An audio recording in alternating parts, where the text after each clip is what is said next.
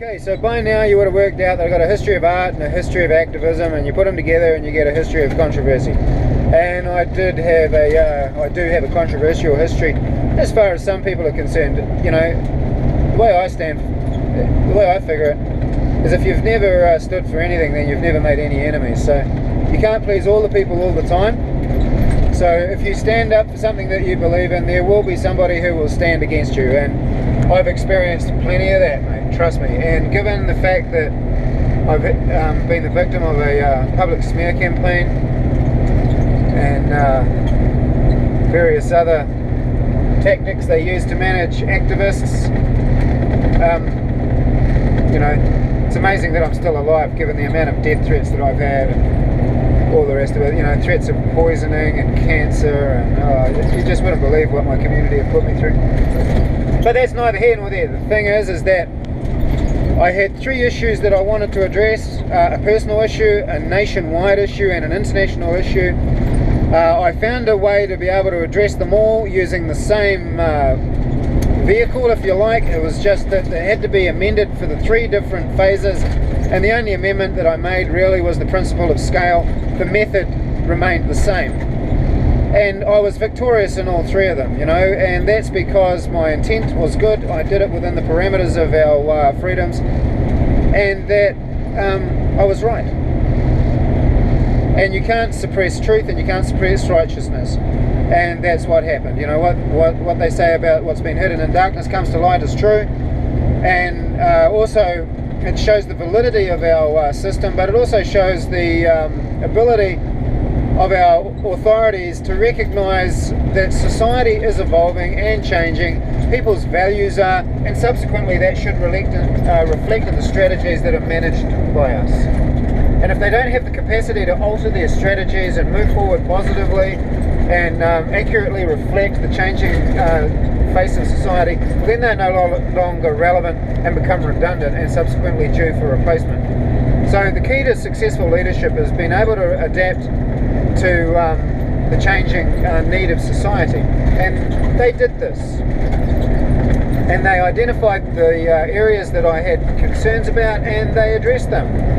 And so I had quite a significant little victory. Oh, hang on, who's ringing me up? Subsequently, as a result of my successes and my method, certain parties have decided to assume my efforts and write me out of my own story and go along, and that's what they've done. And so subsequently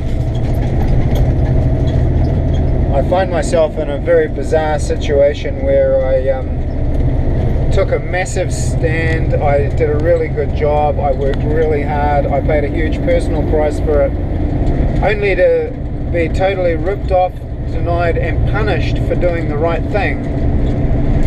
And I'm at odds. So this, of course, leads me on to, well, what's next? This big battle that I had, this amazing big war that I conducted, where I experienced all kinds of things that I really didn't expect to win, but just because I didn't have any plan B, I just believed that I could and went on to do it, and just had this wonderful, wonderful victory, this wonderful thing. I was able to, I reckon I've saved my country millions of unnecessary tears. I've validated our freedom. I've turned my life around. I've just, man, it's been such a wonderful, wonderful victory at so many levels. Anyway, this lends itself to, okay, well, what do I do now?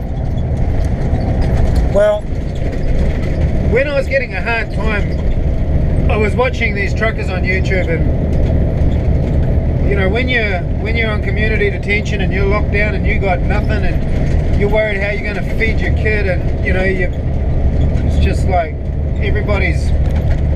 nobody's being straight with you, and it's like, oh, it's a hell of a place to be, but you tough it out and you just grit your teeth and you soldier on, mate. Chin up, harden up and soldier on, and that's what I did. And I was getting a lot of beautiful inspiration from YouTube, and I really desperately wanted that life. And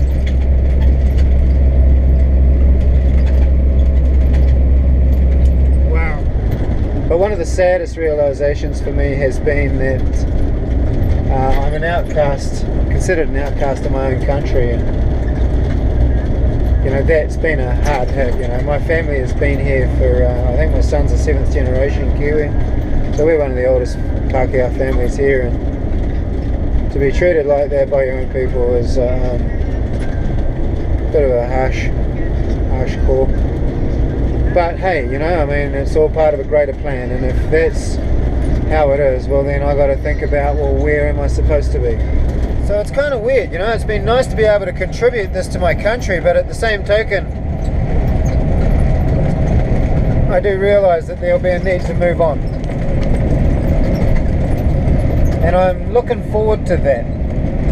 It's going to be filled with new challenges, it's going to be filled with new life experiences, new cultures, new landscapes, everything that makes living on this planet a delight and a pleasurable experience. I'm going to be experiencing different kinds of people with different kinds of values, different foods and different cultures. And I'm so looking forward to embracing this whole new thing.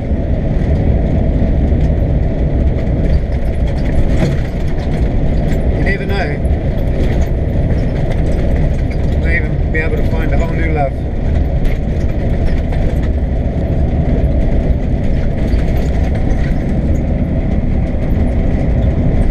Can only live in hope anyway. So after this weird vlog, what can I take out of it all and move forward with the next phase of my life in? Well, I know I'm a good guy. I know I'm motivated by love, nothing else. And so I got nothing but goodness in front of me. Wow, speaking of which, look at it all.